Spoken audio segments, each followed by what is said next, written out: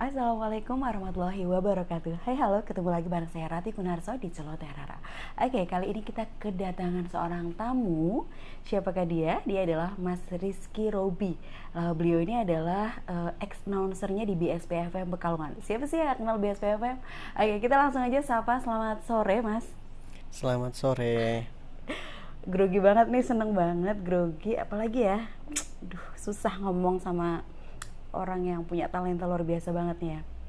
Nah, kebetulan Mas Rizky ini kan dulu orang broadcast gitu ya, bisa dikatakan ya. Nah, kita tuh mau pengen nanya-nanya sedikit tentang pengalaman atau keseruan di bidang broadcasting selama di BSP itu apa aja sih, Mas?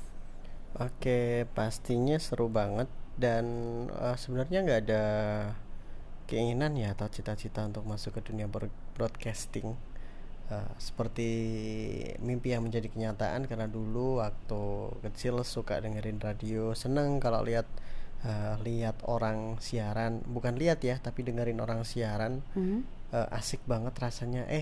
Tahu-tahu sekarang masuk ke dunia broadcasting dan duduk di meja siar di ruang siaran menjadi seorang penyiar itu seperti mimpi yang menjadi kenyataan. Dan ya sebenarnya asik karena banyak hal yang kita pelajari, banyak hal yang akhirnya membuka wawasan juga mau tidak mau, karena menjadi seorang announcer juga harus belajar banyak ketika kita ketemu atau kedatangan tamu narasumber. Itu kita juga harus bisa memahami siapa narasumber kita, siapa yang kita ajak ngomong, kemudian temanya apa, kita harus menguasai semuanya.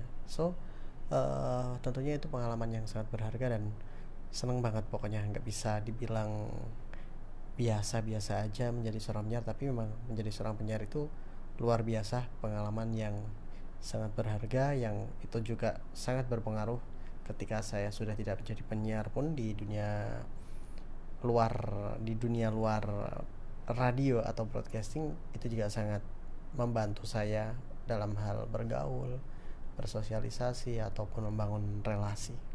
Oke, luar biasa sekali, jawabannya penuh semangat ya.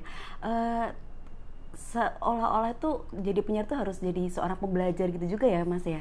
Sebenarnya bisa dibilang ya, bisa dibilang enggak, karena kalau saya sendiri selalu menempatkan diri kalau menjadi penyiar itu adalah menjadi orang yang asik untuk menjadi teman bicara.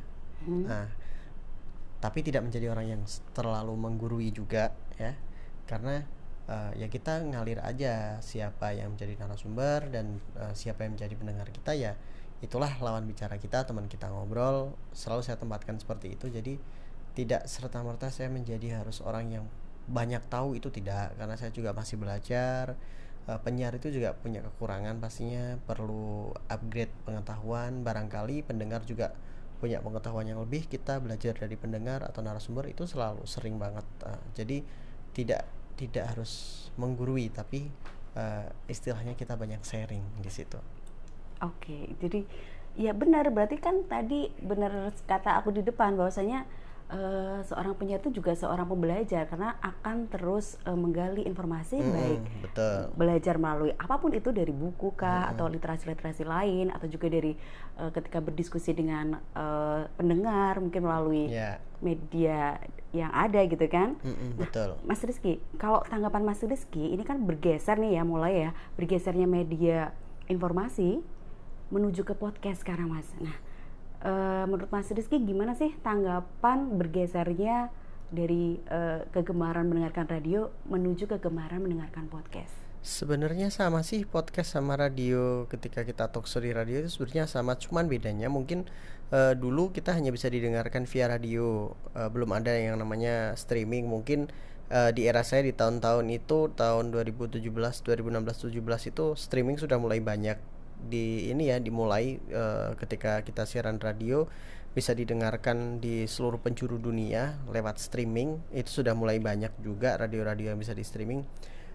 Cuman kan kalau di era podcast ini ada yang namanya, biasanya kayak kita lihat-lihat di YouTube ya, podcast ada punyanya Deddy Corbuzier, banyak lagi tokoh-tokoh yang Video lain, podcast gitu ya video Mas ya? podcast ataupun di Spotify ya.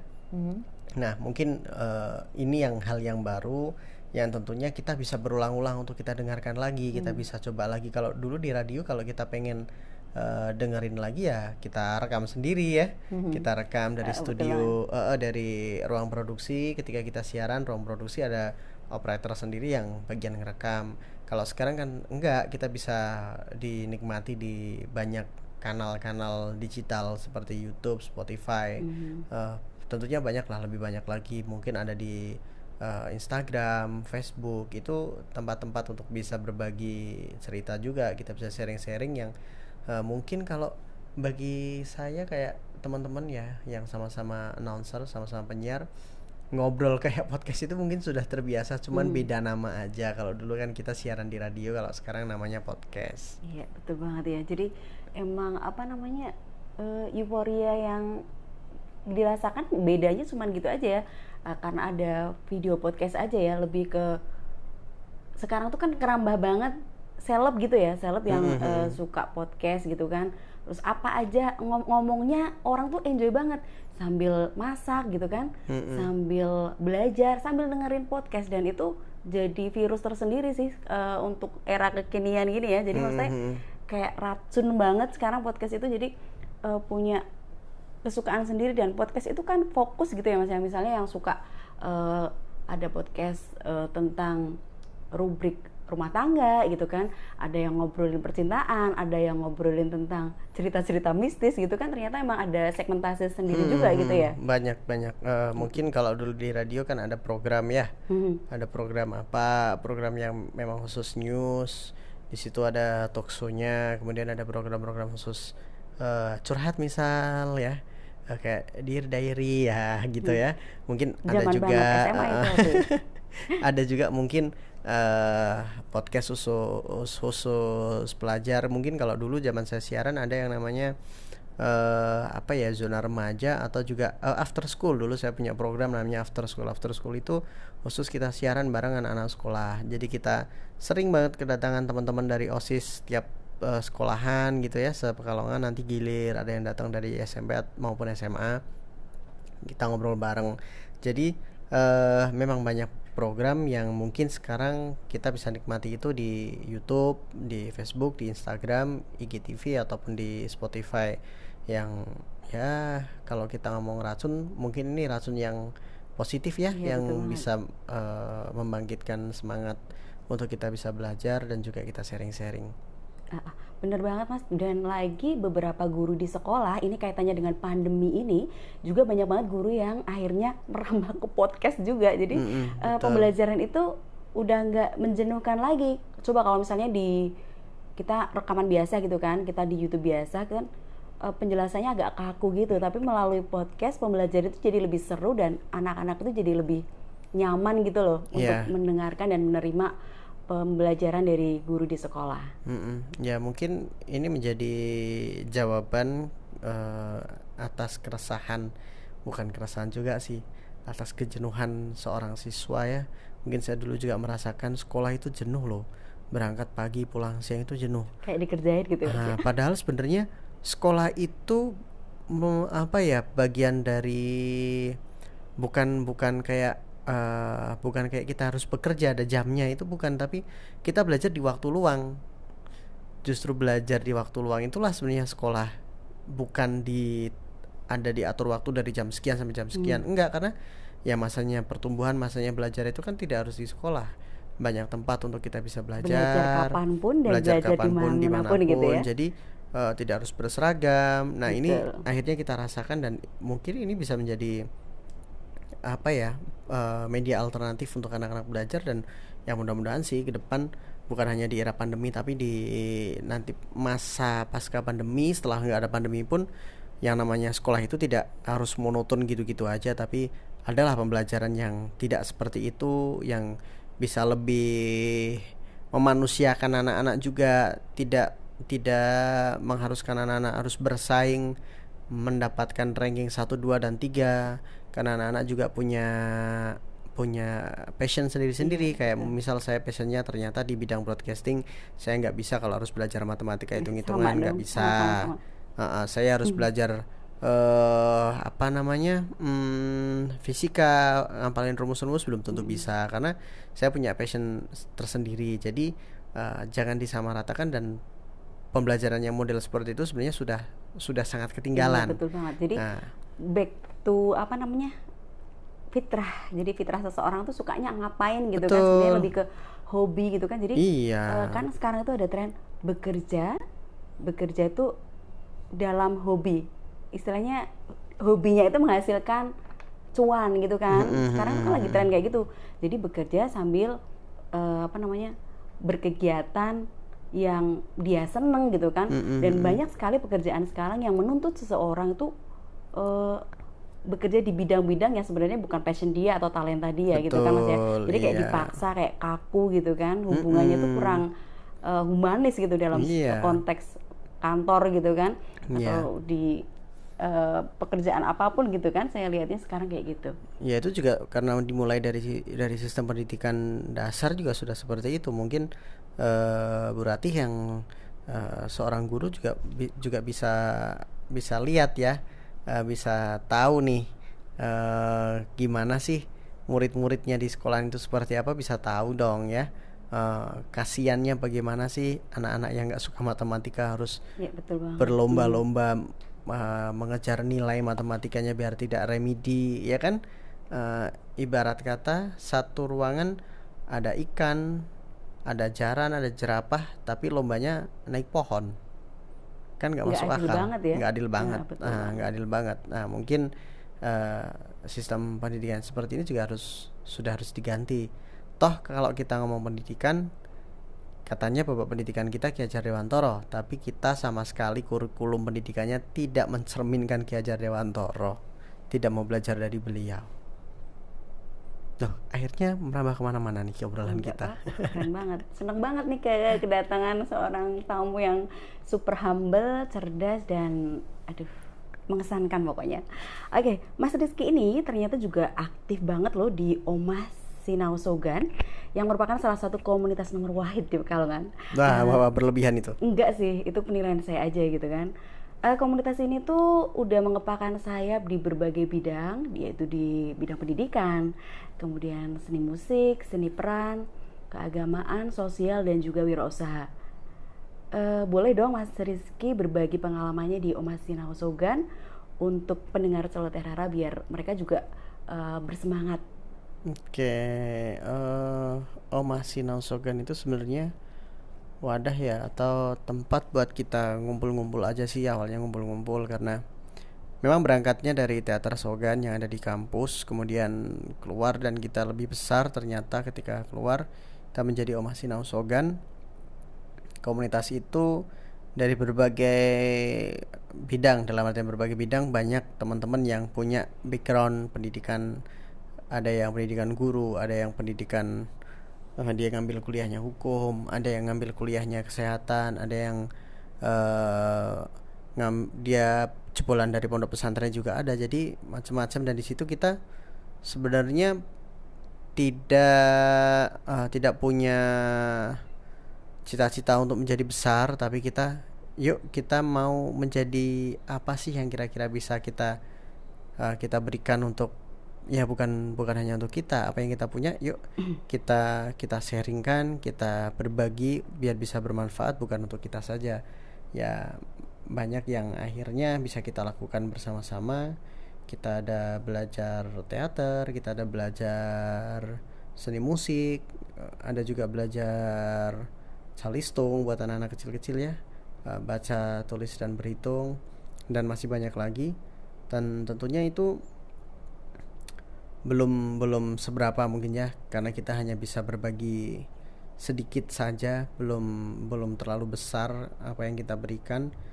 Kayaknya kalau diomongin komunitas yang nomor wahid juga enggak, karena kita juga belum lama, sekitar mungkin 5 tahunan atau 6 tahun kita baru berkiprah menjadi Omas Sinau Sogan loh ya. Iya. Sebelumnya itu memang hanya komunitas teater saja. Oke, jadi kita belajar banget nih bahwasanya pemuda sekarang itu mestinya kayak teman-teman di Omas Sinau Sogan juga. Karena apa?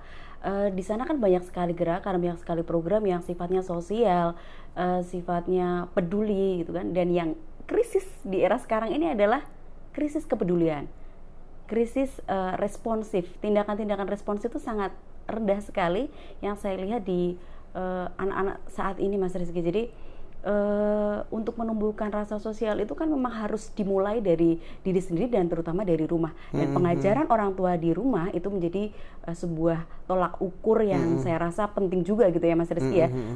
Jadi orang tua zaman sekarang juga jangan orang tua yang